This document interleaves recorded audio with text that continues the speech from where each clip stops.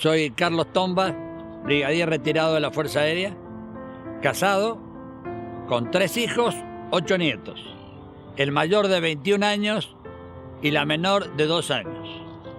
Toda esa gama de nietos que me hacen muy felices porque son, a esta altura de la vida, con 76 años, son un poco la luz de la vida. Con mi señora pensábamos que cuando partieron nuestros hijos, la vida iba a ser otra.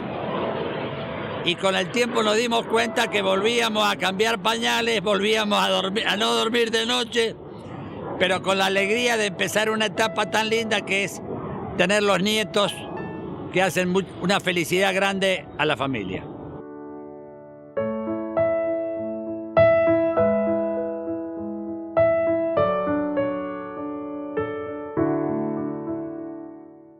Bueno, por mi apellido sabrán ustedes que soy enteramente mendocino, descendiente de la familia de los Tombas de la Bodega después de 4 generaciones.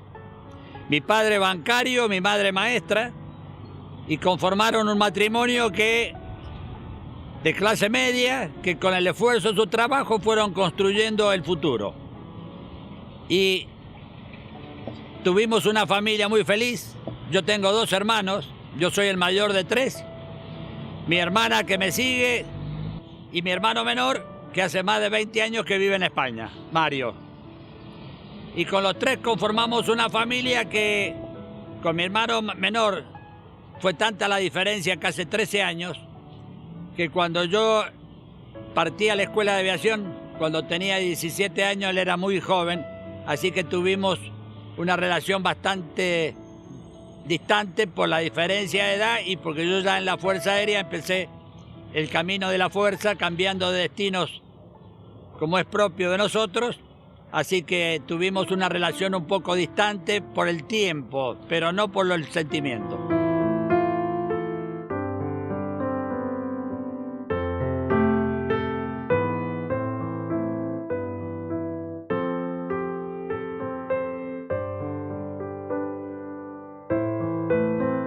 Bueno, en realidad mi inclinación no fue tanto a la vida militar, sino fue a volar. Lo primero que me recuerdo de muy chico era sentarme en la puerta de casa y ver los pájaros volar. En esa libertad propia de vivir en ese mundo un poco particular. Y eso me fue llevando a sentirme con la necesidad de vivir eso, de sentir eso. Y así fue cuando, después de 3er año, en aquella época ingresábamos a la escuela de aviación con 3er año, tuve la oportunidad porque mi padre me mandó a Estados Unidos a vivir una experiencia con otra sociedad.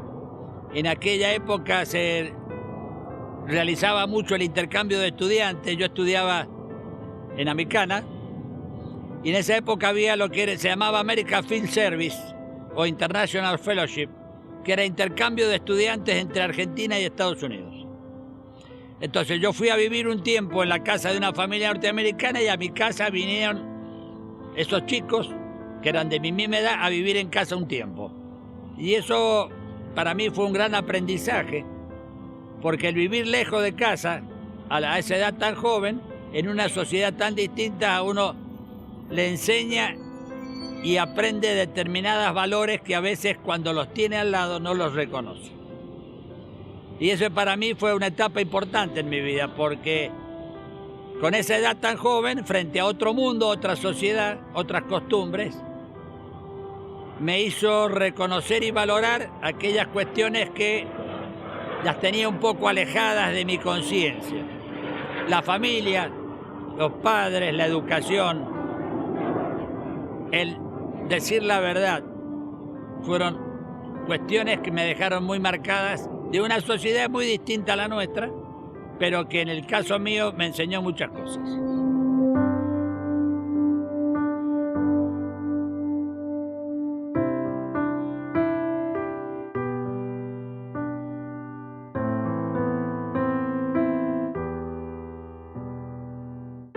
De golpe de estar en una familia donde a veces la mamá nos daba el desayuno en la cama los fines de semana, a pasarse toda la semana y a veces meses internado en una escuela, en la escuela, a uno le empezaba a mostrar otra realidad de la vida. En aquella época salíamos, cuando salíamos, los sábados a mediodía y estábamos de vuelta los domingos a las 9 de la noche. Cuando por alguna razón propia del servicio no nos teníamos que quedar adentro. Y uno en esa formación empieza de a poquito a darse cuenta de que el vuelo es una parte que a uno lo hace consustanciar con aquello que quiere, pero volar por volar no tiene sentido si no tiene un fin. Y eso empezamos a aprender, que el volar en la Fuerza Aérea tenía un fin, que era defender a la patria. Y en esos 4 años de educación, de formación, de valores, de principios e ideales, a uno le van dando, lo van formando sobre aquellas cosas que son trascendentes de la vida. Lo que significa Dios, lo que significa la familia y lo que significa una institución de servicio, una institución cuyo destino final es la patria y que está sujeta a ella. Entonces, de a poco fui entendiendo, fui dándome cuenta que el volar era una opción, era algo que a uno lo satisfacía en lo personal y en lo humano, pero que la trascendencia del vuelo no era solo el vuelo, sino que era la preparación para defender a la patria en el caso que ésta lo necesitara. Así que, anécdotas de mucho tiempo adentro por no haber hecho las cosas demasiado bien. Veranos que uno no se tomaba las vacaciones porque para volar había que volar. En aquella época volábamos en planeadores y lo hacíamos en las vacaciones. Así que en lugar de venir a Mendoza de vacaciones, nos quedábamos a volar planeadores, con el gusto y la satisfacción de poder empezar a sentirse parte de aquello que uno tanto quería.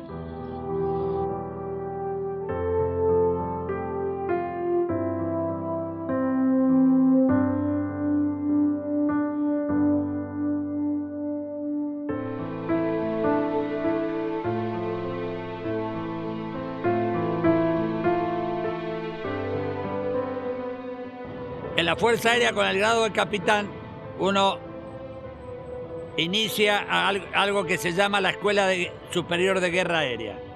Ese es un curso que dura 2 años. Ya había terminado el primer curso en el año 81, así que en el 82 estaba empezando el segundo curso. Por supuesto, después de un año de estudio, y el día 2 de abril me enteré por la radio de que se había recuperado Malvinas. Con la alegría que sentí en ese momento, con mi señora y mis 3 hijos, nos fuimos caminando hasta la Plaza de Mayo para demostrar la alegría que sentíamos por la recuperación de las islas. No habíamos tenido ninguna noticia dentro del ámbito castrense de que eso se iba a hacer. Era la primera noticia que teníamos.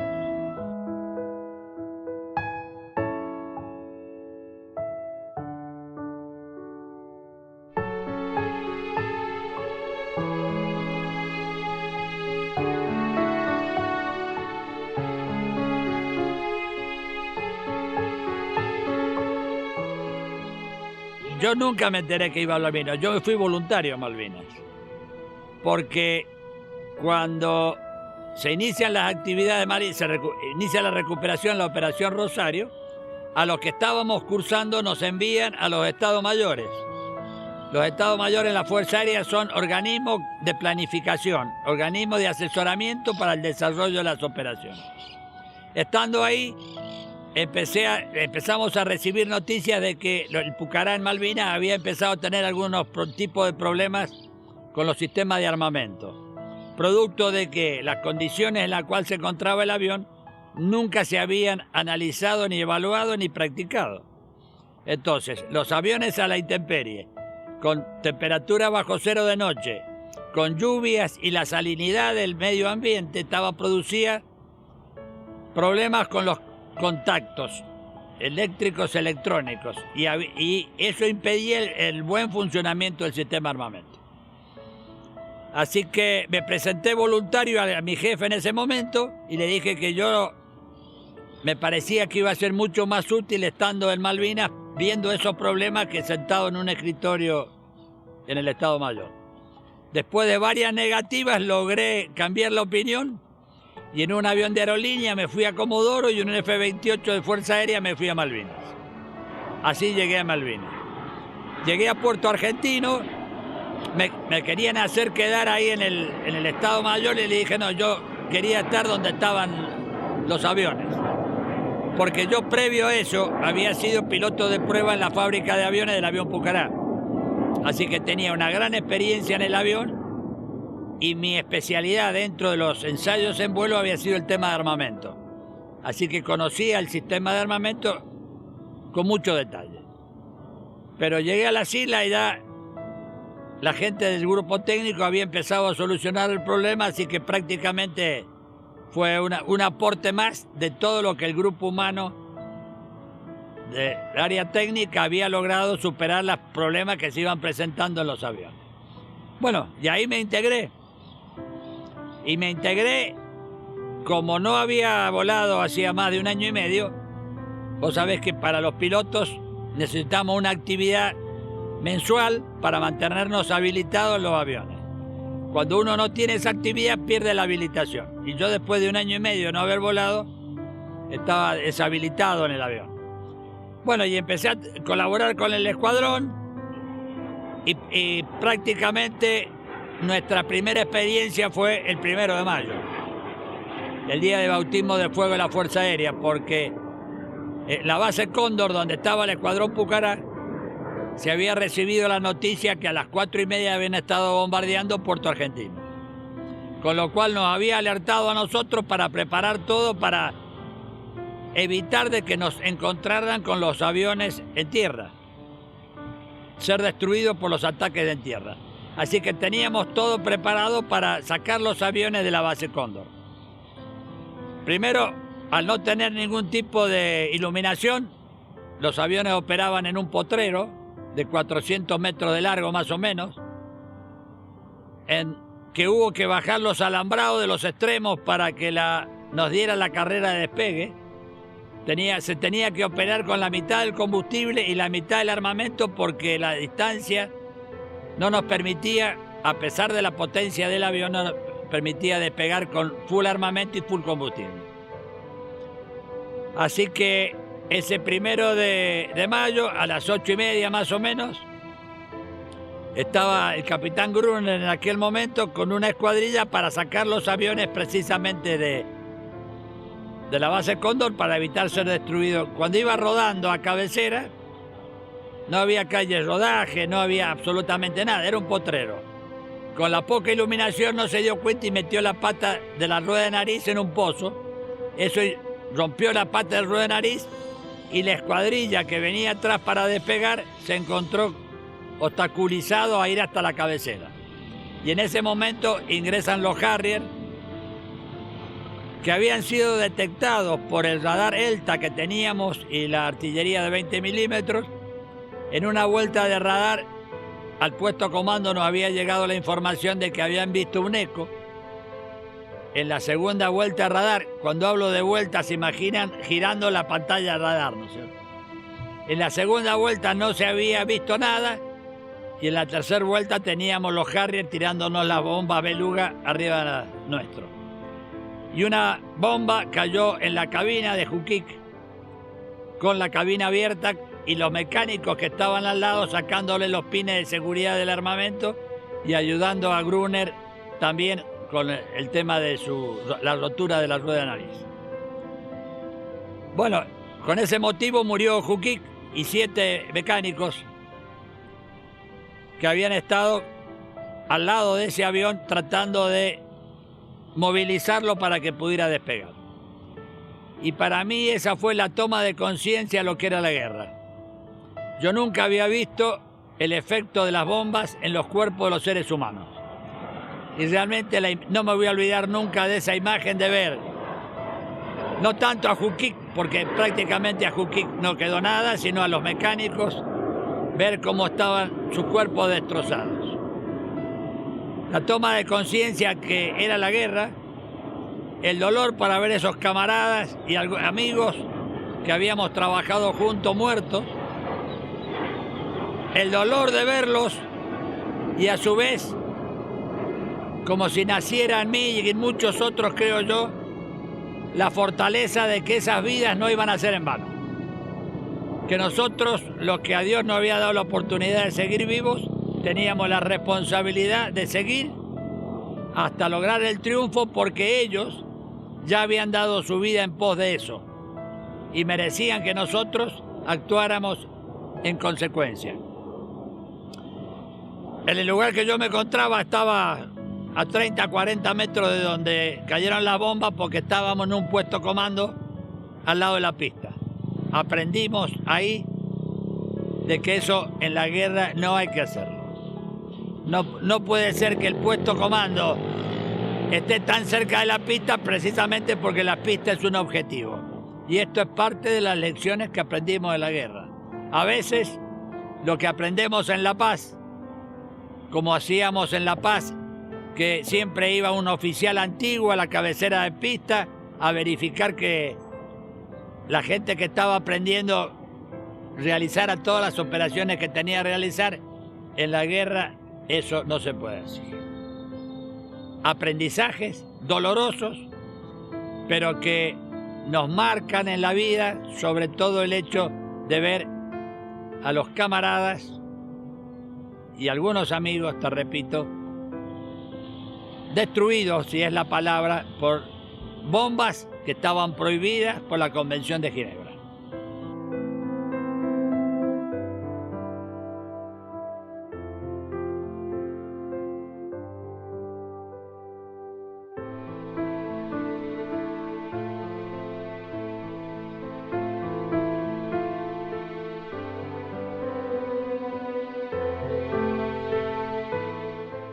Bueno, después de eso,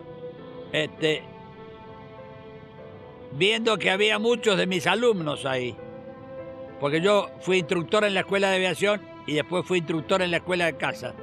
Muchos de mis alumnos estaban ahí volando. Hablé con el jefe de escuadrón, le dije, mirá, hay mucha gente joven. Yo he sido instructor de algunos y tengo más experiencia que algunos. Así que habilitame, porque yo no quiero quedarme en tierra mientras ellos están volando. Porque creo que como oficial más antiguo tengo que dar el ejemplo y no estar sentado afuera mientras otros más modernos que yo vuelan. Bueno, después de algunas discusiones logré rehabilitarme en vuelo y a partir de ahí empecé a formar parte de las escuadrillas que operaban durante toda la guerra. Malvinas no era conocida para nadie. Entonces, ¿cuál era el principio que teníamos que hacer con la mayor celeridad posible? Hacer el reconocimiento del terreno para verificar primero la posición de la gente nuestra, de la gente de ejército, y verificar en algún lugar donde pudiera haber algún tipo de desembarco. No nos olvidemos que uno volando a 500, 600 kilómetros por hora, la posibilidad de distinguir en tierra si lo que uno ve es un soldado nuestro o un soldado enemigo es muy difícil. Era muy importante conocer el terreno por un lado y tener la posición de nuestras propias tropas para cuando fuera necesario intervenir. Y del primero en adelante prácticamente eran salidas rutinarias con ese objetivo. En el ámbito aeronáutico era el reconocimiento ofensivo. Era salir, reconocer el terreno, verificar la posición de las tropas nuestras y ver si había alguna señal de algún posible desembarco inglés.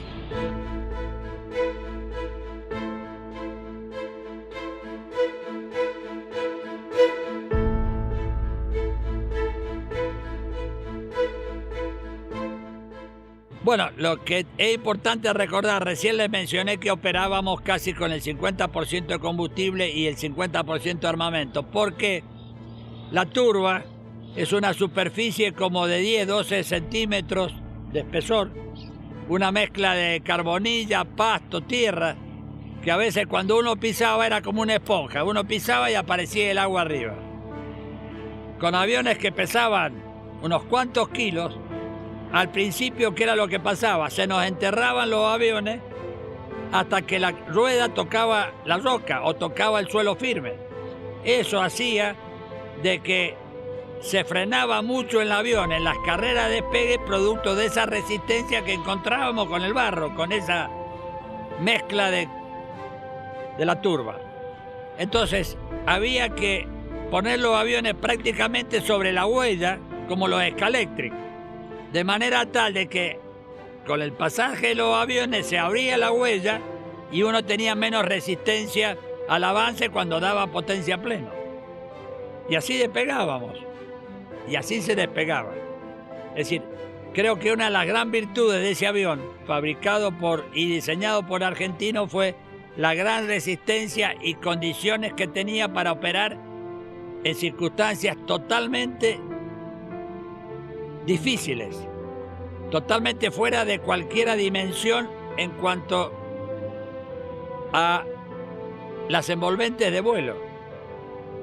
Como te decía, el avión despegaba en condiciones que en tiempo de paz no hubiera despegado nunca. Pero en ese momento había que hacerlo y se hizo. Se hizo con el gran trabajo de los mecánicos y la gran decisión de mucha gente de que había que realizar la operación a pesar de que las condiciones no eran las adecuadas para operar. Y así se operó.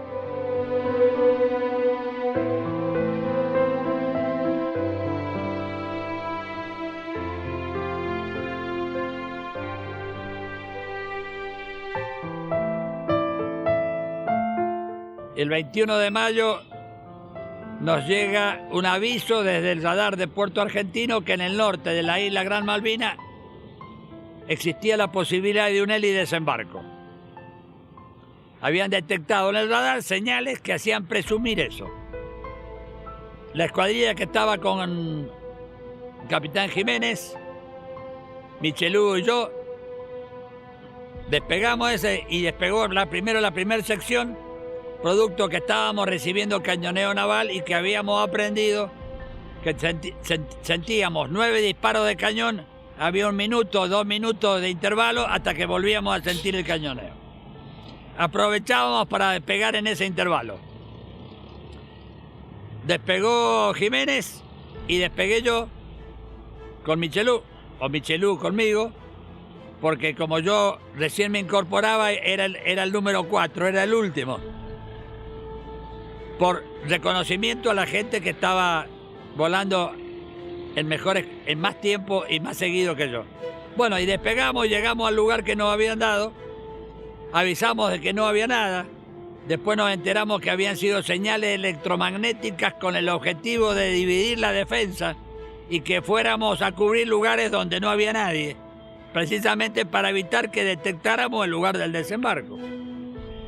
Cuando volvíamos hacia la base Cóndor, Michelú me dice, cuidado el misil. Yo miro para atrás así y había una columna de humo que pasó entre los dos aviones. Nunca supimos si fue de arriba para abajo o de abajo para arriba. Nos pegamos más al suelo, debajo de una nube, dimos una vuelta alrededor de una elevación, no pasó más nada, así que llegamos a la vertical de la base Cóndor, cuando ahí nos dicen de que había una patrulla de la SAS que estaba dirigiendo el cañoneo naval hacia la base Cóndor. Nos dan la posición, atacamos la posición, destruimos la posición de los ingleses y nos dan otra misión, que era llegar al estrecho a ver qué había, porque hasta ese momento no se sabía exactamente qué era lo que estaba pasando. Llegamos al estrecho y alcanzamos a ver unas fragatas, alcanzamos a ver los piques de cañones sobre el agua y Michelú me dice, según me dijo el enemigo a las 6, yo lo que me acuerdo que dijo, guarda los Harrier. Miro para atrás y arriba así y vi 2 Harrier que estaban arriba nuestro. Automáticamente empezamos a hacer la maniobra defensiva que habíamos practicado siempre, que era cerrar el viraje, reducir la potencia al mínimo para evitar la señal infrarroja. Los motores tienen, la salida del caño de escape, digamos, tienen temperatura de 700, 800 grados. los misiles que tienen cabeza infrarroja se enganchan sobre el punto de calor y van directamente a ese punto de calor. Al reducir la potencia evitábamos eso, porque a bordo no teníamos ningún elemento que nos permitiera detectar cuando un radar nos enganchaba. Visto, a la vista, todo lo que pudiéramos ver, lo que no podíamos ver, si existía o no, ese radar warning te permite identificar cuando un avión es iluminado por un radar enemigo, desde dónde te ilumina, a qué distancia te ilumina y vos poder preparar alguna maniobra. En este caso, como no lo teníamos, lo vimos cuando lo teníamos arriba. Empezamos a virar en esa maniobra defensiva, reduciendo la potencia, como te mencioné, y volando lo más bajo, la menor velocidad posible. Porque sabíamos de la experiencia en la actividad normal que no había ningún avión de alta performance que pudiera tirarnos en esa condición. Al ser el viraje tan cerrado, no le daba la curva de persecución para poder tirarnos. El único avión que sí lo podía hacer era el Harrier, porque deflexionaba su turbina y podía volar casi como un helicóptero. Una vuelta, 2 vueltas, no me acuerdo si fueron 3 o 4, hasta que sentí un ruido muy sordo. El avión vibraba por todos lados. Yo estaba mirando hacia la izquierda, miré mi ala izquierda y vi que estaba perforada. Estaba como deflorada el ala. El avión seguía volando, tenía comandos, así que me pegué más aún al suelo, tratando de esquivar, y ahí sentí la segunda ráfaga. Y la segunda ráfaga lo mismo, vibró todo el avión, se me prendió fuego el motor y cuando quise maniobrar no tenía comandos. Ahí fue donde tomé la decisión de eyectarme. La eyección, el asiento eyectable del Pucará a uno lo eleva entre 90 y 120 metros por encima del avión.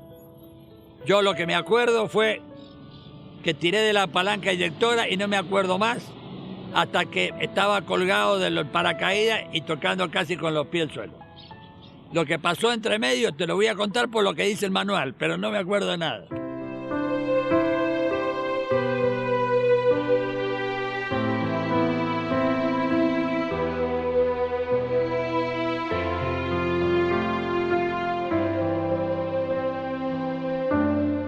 Es un sistema automático.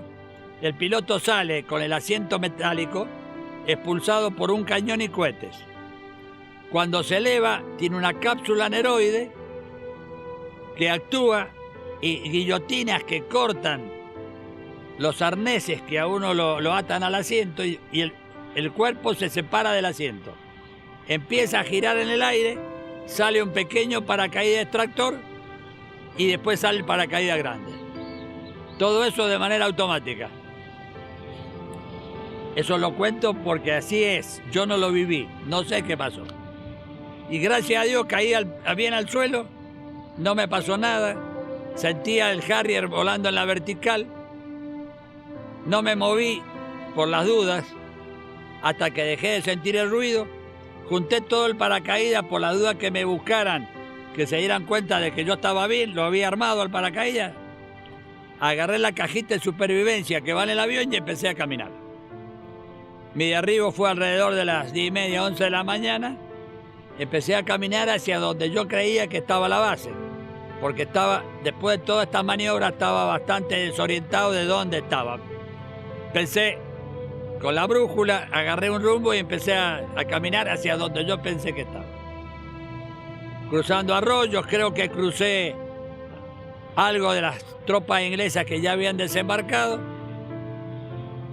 hasta que alrededor de las 6:30, 7 de la tarde me di cuenta de que si me quedaba a la intemperie porque no tenía traje antiexposición, iba a morir congelado. Así que lo único que tenía es lo que ustedes ven puesto, más un pijama que mi señora me había dado para llevarme a Malvinas, que todavía lo tengo del recuerdo. Llegué a esa casucha. Era una casucha de cuidadores de ovejas, no había nadie. Me metí y dije, por lo menos voy a pasar a brigada con una cierta protección la noche. Estaba dentro de la casa cuando empecé a sentir ruidos de un helicóptero. El ruido me resultaba familiar porque el Bell, por el tipo de palas que tiene un sonido muy particular. quienes hemos visto las películas de Vietnam, podemos sentir el ruido que hacen los Bell cuando vuelan. Es muy típico y muy propio de ellos, de ese sistema de helicóptero. Entonces yo dije, es uno nuestro.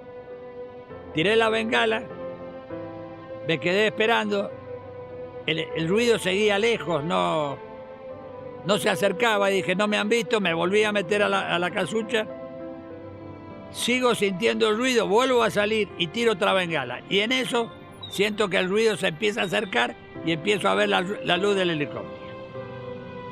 Por supuesto, la alegría de verlo, se depositó el helicóptero, bajó un mecánico, nos dimos un gran abrazo, me dijo, vamos, que tenemos que volvernos. Era de noche. Y acá quiero poner de manifiesto algo que creo que es significativo. Eran 2 tenientes, jóvenes tenientes, no estaban habilitados a volar nocturno y tenían un helicóptero que no estaba habilitado para volar nocturno. Y le habían dado la orden de regresar, de no seguir buscándome a mí en particular. Y ellos, desobedeciendo una orden, pensando que había un camarada que estaba ahí, no sabían qué le había pasado, siguieron en la búsqueda.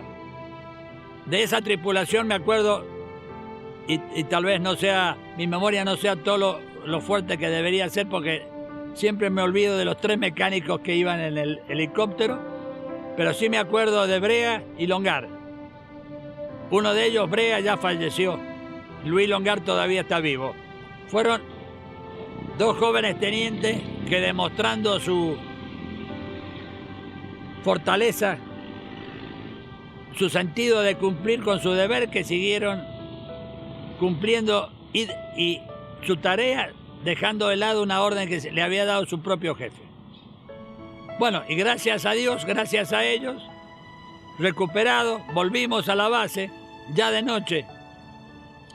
No había iluminación, así que con el personal de tierra, con encendedores, con linterna y con luz de vehículos, armaron un círculo para que pudiéramos aterrizar, porque ya no se veía absolutamente nada. Y ahí nos tomamos la última botellita de ginebra que nos quedábamos, festejando mi recuperación.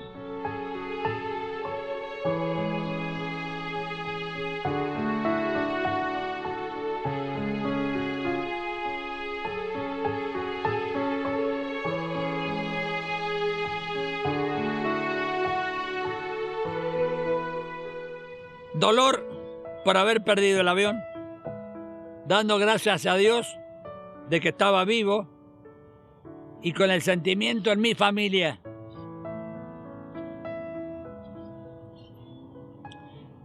que cuando yo le dije me iba a Malvinas, me dijeron, si es tu deber, andar. Y mi hijo escribió una nota que dijo, papá, anda tranquilo, yo voy a cuidar a las mujeres de la casa.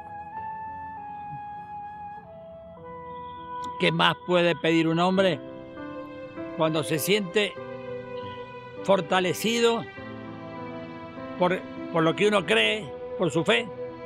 Fortalecido porque sabe que está cumpliendo con su deber y sabe que tiene un hogar, que siente y que está al lado uno en los momentos más difíciles. También debo decir que a mi señora le avisaron ese día que yo estaba muerto.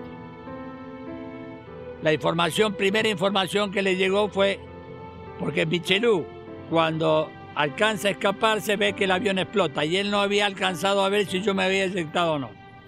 Entonces la primera información que le llega a ella fue que yo ya, que había fallecido.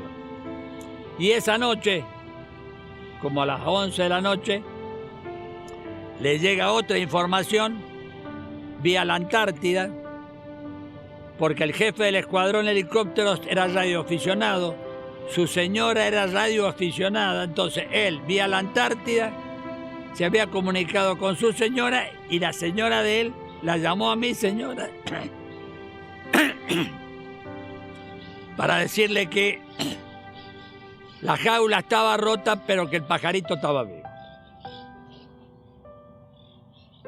A los pocos días de esto, alrededor del 26, se inicia el ataque de los ingleses a la base Cóndor, y se decidió sacar los aviones de la base Conde y llevarlos a Puerto Argentino para que no fueran destruidos en tierra. Y algunos pilotos teníamos que quedarnos por la duda que hubiera un reempleo de los aviones de nuevo a la base Cóndor, así que nos quedamos un grupo de pilotos y ahí nos integramos a la defensa de la base, aprovechando elementos que eran del Pucará, como las coheteras y las ametralladoras, y las usamos de tierra. Por eso ustedes, no sé si han visto alguna foto donde está una cohetera Lau sobre un tractor, sobre una construcción. Bueno, como los cohetes, hay dos tipos de cohetes, no sé si es muy técnico, pero hay cohetes de alta velocidad o de baja velocidad. Los de alta velocidad son los que se usan en aviones de menor velocidad y los de baja velocidad en los aviones de alta velocidad. Y nosotros teníamos de esos dos. Entonces, como hacen falta miliamperes para que actúe la cohetera, con batería y con pilas de linterna hacíamos lanzamiento de cohetes. Inclusive llegamos a hacer trípodes de madera sobre tepes de manera tal de ir cambiándole el ángulo. Cambiándole el ángulo era la mayor distancia que salían los cohetes. Eso fue una demostración más de lo que es la capacidad del hombre que quiere su patria y que intenta hacerlo mejor. Con los elementos menos pensados, poniendo su capacidad, su inteligencia y su voluntad, se hacen cosas maravillosas. Y eso fue lo que hizo mucha gente. Cuando yo escucho que se hablan de los soldados, se menosprecia el valor de los soldados, realmente yo he visto actos heroicos de mucha gente. Y un ejemplo que siempre me acuerdo porque lo vi personalmente fue que un soldado estaba sentado detrás de una ametralladora Mac. Es una ametralladora muy chica comparativamente. Le estaba tirando a un Harrier que lo estaba tirando con cañones de 30 milímetros.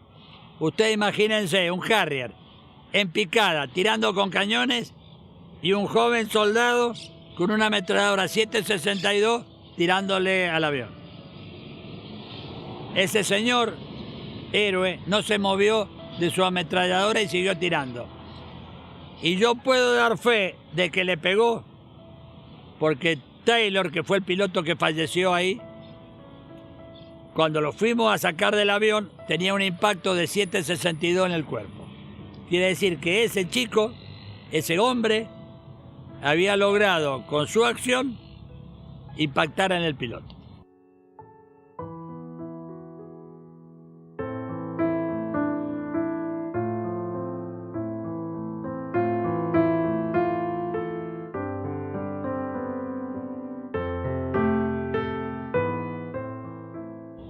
Tengo la tranquilidad que en una reunión un día a la noche, y no voy a dar precisión de nombres, hubo gente que se quería rendir y había un grupo de gente que no, dentro de los cuales yo me opuse a la rendición porque pensé que estábamos en capacidad de seguir peleando. Lamentablemente la decisión que se tomó no fue esa, así que a partir de ahí, ese fue otro de los grandes dolores, el de la rendición. Cuando uno oficial entrega su arma, o cuando un hombre de las instituciones armadas entrega su arma, es uno de los momentos más tristes que puede sentir un ser humano. Y a partir de ahí, no, por alguna razón que desconozco, dijeron, señor Tomba, vaya para allá, y me separaron de los prisioneros.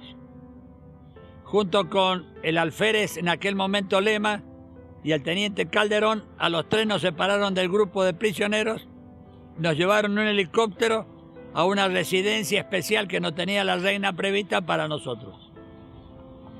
Esa residencia era una habitación de 3x4 más o menos, donde ya había gente de ejército y de la armada, y nos incorporaron a ese grupo selecto. Teníamos una bomba de 250 kilos clavada en una pared de ese lugar que no había explotado. Así que se imaginan la recepción que nos dio la reina en ese momento con todas las atenciones que tenía. Lugar en los cuales los primeros días solo nos tuvieron agua. Y después nos empezaron a dar una latita de pate foie.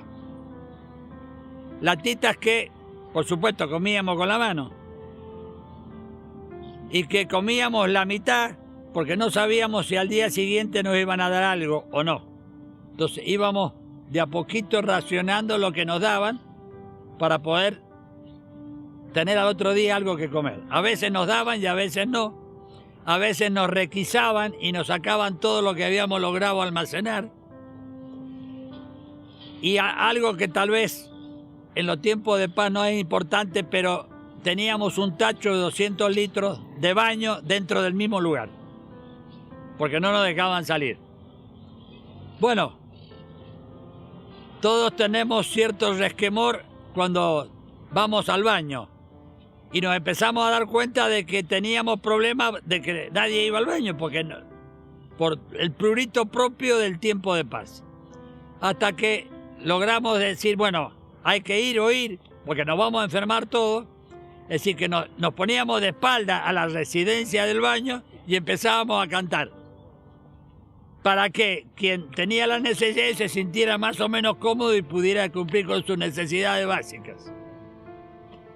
Ese grupo tiene actualmente un señor que dibuja muy bien, Potorniak de apellido, un suboficial de ejército. Y como teníamos muchas horas de tiempo que podíamos disponer, es decir, nos habían sacado todo, lo único que teníamos es lo que teníamos puesto durmiendo en el suelo. Es decir, que en un frigorífico. Es decir, que las temperaturas no era un lugar precisamente para mantener temperatura, sino para mantener el frío. Bueno, y así tuvimos cerca de 10 días. Y ese señor empezó a dibujarnos. Y hizo un dibujo que no sé si ustedes lo conocen, que se llama Los 12 del Patíbulo. Éramos los 12 que conformamos ese grupo, que tuvimos esa atención preferencial de la reina en ese lugar y que después nos fueron separando casi en forma permanente del grupo de prisioneros. Nos llevaban a un buque, nos llevaron a media flota, nos trajeron de vuelta, nos volvieron a llevar hasta el 14 de junio, que fue el momento de la rendición. Como yo hablo un poco de inglés, estaba Rick Holly, que era un mayor inglés médico, que había armado la sala de primeros auxilios que había ahí en San Carlos. Y empezaron a llegar los soldados nuestros heridos, y como yo hablo un poco de inglés, le iba traduciendo a él cuáles eran las dolencias, los dolores o los problemas que tenían nuestros soldados. Y después de ser enfermero también me convertí en gremialista, porque cada una de las fuerzas tenía que tener un representante frente al jefe del campo de prisioneros. Como yo hablo de inglés, tenía más facilidad para comunicarme con él. Bueno, y ahí logramos eventos significativos, como por ejemplo que nos sacaran el baño del lugar donde dormíamos, que nos dieran de comer. Ese fue el primer gran logro. El segundo gran logro fue que nos dieran de comer a la hora argentina y no a la hora inglesa. Hay 5 horas de diferencia. Y el tercer gran logro fue que cocineros nuestros pudieran usar la comida de ellas para prepararnos comida más o menos adecuada a lo nuestro. Los 3 grandes logros como gremialista que hice. Bueno, después de eso empezaron a venir los primeros barcos de regreso a la Argentina, y a nosotros, como te contaba, nos fueron llevando de un buque a otro y nos dejaban y nos dejaban. Nos llegó la información que nos llevaban a Ascensión, a este grupo selecto, elegido por la reina para que la fuéramos a visitar. Y el día 1 de abril de este año, logramos juntarnos después de 40 años, los 12 del Patíbulo. Nos juntamos en Buenos Aires. La emoción que sentí de poder juntarnos con gente que habíamos vivido algo muy especial. Haber vivido casi 55 días de prisioneros juntos, con todas las circunstancias que eso implica y las carencias que eso implica, conformamos un sentimiento, una unión, más allá de que no nos vimos en 40 años, de la emoción de volver a juntarnos después de tanto tiempo. Y ahí había un historiador, en esa reunión fue un historiador, porque quería conocernos, porque el hecho de que ese 12 por patíbulo ha tomado cierto conocimiento público, nos dijo que además Inglaterra nos estaba preparando una cárcel especial para esos 12 en la Isla Ascensión. Es decir, que el Palacio de Buckingham estaba preparado para recibirnos.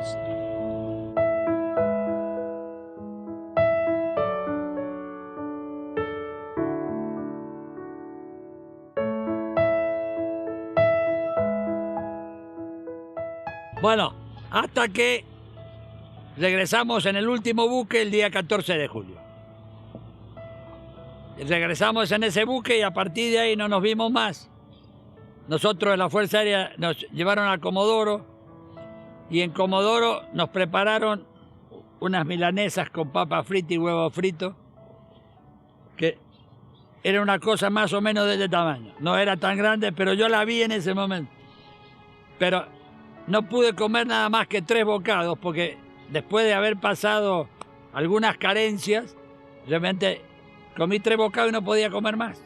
Se nota que mi estómago no podía recibir mucha más comida producto de que habíamos estado en algunas condiciones, como te mencioné, comiendo salteado. A veces comíamos todos los días, a veces no, a veces sí. Habiéndonos bañado una vez en esos 55 días, en un baño que, como anécdota, no sé si había 3, 4 grados bajo cero, nos desnudaron en el frigorífico y la ducha estaba a unos 200 metros entre medio del hielo, así que había que ir desnudo desde el edificio hasta la ducha. Llegábamos a la ducha y había un inglés con un tacho que nos tiraba un poco de agua caliente arriba, nos teníamos que jabonar y a los 2 minutos venía otro tacho de agua caliente envueltos en la toalla de vuelta a volver. Parte de lo que significa la guerra. Hablando con ellos no sabían dónde quedaba Malvinas, no les interesaba Malvinas, cobraban el triple de su sueldo por estar en la guerra y el tiempo de servicio se lo multiplicaban por 2 o por 3 dependiendo de la actividad que realizaban. Pero sí en ellos noté algo que era común. ¿Por qué habían reaccionado? Porque un país del quinto mundo había osado mancillar el orgullo inglés. Y esto creo que es importante porque lo quiero trasladar a nosotros. ¿Nosotros nos sentimos orgullosos de la gente que fue a Malvinas? Yo creo que no. Yo creo que lamentablemente durante muchos años se ocultó Malvinas. Durante muchos años se intentó desmalvinizar. Durante muchos años se generó ideológicamente una opinión totalmente distinta a lo que fue la guerra. Y un poco lo que yo quiero poner de manifiesto y agradecerle a ustedes es que se preocupen en conocer la historia de quienes tuvimos la suerte de estar en Malvinas. Yo siempre le doy gracias a Dios por haberme permitido ser parte de esto, porque me preparé toda mi vida y porque de alguna manera, como un hombre de armas, ¿cuál es la culminación de aquello para lo cual uno se ha preparado toda su vida? Pero no lo siento así, no lo he sentido así durante muchos años respecto al resto de la sociedad. Yo creo que nuestra sociedad tendría que sentirse orgulloso de los soldados que se convirtieron en jóvenes, en hombres, que hicieron cosas heroicas. Todo pueblo que no se siente orgulloso de su historia no tiene futuro. Eso no lo digo yo, lo han dicho muchos historiadores en el mundo. Hay que sentirse orgulloso de hombres que, siguiendo el ejemplo de quienes nos formaron como patria, lucharon por tener una patria íntegra y no fueron reconocidos. Y eso es lo lamentable. Creo que el tiempo ha ido cambiando un poco esas circunstancias. Pero cuando uno va a la escuela y habla con los chicos, se da cuenta que ni los maestros ni los chicos tienen conciencia real de lo que significa Malvinas. Creo que puede haber muchas posiciones políticas, pero lo que no puede desunirnos es el sentido de patria, es el sentido de que todos tenemos el deber de Estado de ser patriotas, de pensar primero en la patria, como alguien nos enseñó, primero Dios, después la patria y después la familia. Si perdemos de vista esa esencia, si perdemos de vista aquello que nos hace trascender como seres humanos, terminamos siendo nada. Terminamos siendo un país donde nos peleamos porque no tenemos claro que el deber de cada uno de nosotros, de donde esté, es hacer algo por la patria. La patria es lo que nos dieron, lo que recibimos y lo tenemos que darle a nuestros hijos y nuestros nietos. ¿Qué estamos haciendo por ellos? Esta creo que es la gran pregunta que tenemos que hacernos. ¿Por qué? Porque en nuestra historia hubo gente que entregó todo sin pedir nada. San Martín, Belgrano, Güemes, hombres que forjaron nuestra patria. A nosotros la vida nos dio una oportunidad de ser coherentes y mantener en alto lo que ellos nos legaron. ¿Por qué no somos capaces de reconocer los héroes que quedaron?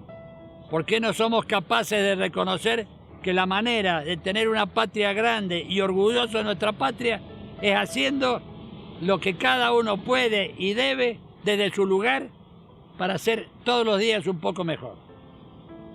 Eso es nuestro deber. Como argentinos, como hombres que tenemos un sentido de vida, que nuestra vida no termina en lo material, sino termina en aquello que es trascendente a la vida. ¿Qué es lo que vamos a dejar? Vinimos desnudos y nos vamos desnudos. Lo único que podemos hacer en la vida es dejar algo para las sucesivas generaciones, con aquellas virtudes que Dios nos dio para hacer algo en la vida. Si no somos capaces de hacer ni siquiera eso, nuestro destino será el fracaso. Si somos capaces de levantarnos, de sentirnos imbuidos de ese sentido de patria, ese sentido de primero los deberes y después los derechos, de tener valores y de principios, lograremos hoy, mañana, pasado tener una patria a la cual podamos sentirnos orgullosos.